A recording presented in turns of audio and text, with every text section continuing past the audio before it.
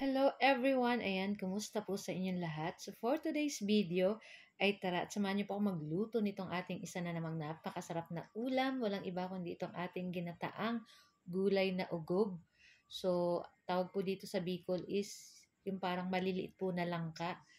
Ugob po yung tawag nila dito. Pero ang alam ko po sa Tagalog, kamansi. Ayan.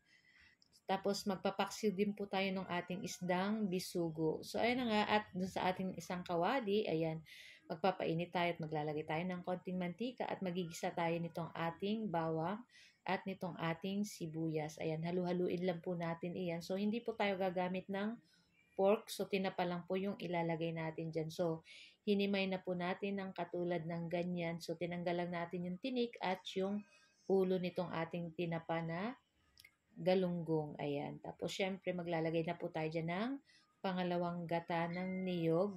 Para, syempre po, mas masarap yan. Meron pang unang gata para pampalapot at pampasarap lalo dito sa ating lulutuin na ginataang ugob. So, maglalagay na po tayo dyan ng asin at paminta para sa sangkap at pampalasa nitong ating lulutuin na ginataang ugob. Ayan. Ano po ba ang tawag sa inyong lugar yung ganitong gulay? Ayan, ito po yung maliit na parang langka siya, pero pang gulay lang talaga siya. Ayan, so lulutuin lang po natin iyan hanggang maluto itong ating gulay na ugob. At mamaya ay maglalagay din po tayo dyan ng sili para may konting anghang. Lulutuin lang natin to guys ng ilang minuto bago natin ilagay yung ating pinakaunang gata. Ayan, tatakpan lang natin at pagkatapos ng ilang minuto, ayan, buksan na natin at halu-haluin po uli natin iyan. Ayan, naku, napakabango at napakasarap. Kayo po ba naglalagay pa ng luya sa ganitong ginataang gulay na ugob? Ayan, kami hindi na guys naglagay ng luya. Ayan.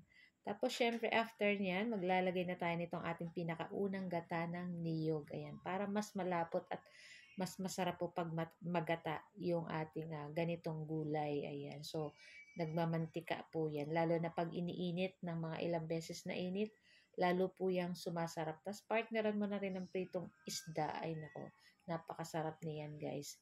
So, ayun na nga, naglagay na tayo ng ating 3 pirasong siling pang sigang. Ayan, 2 color green at 1 red.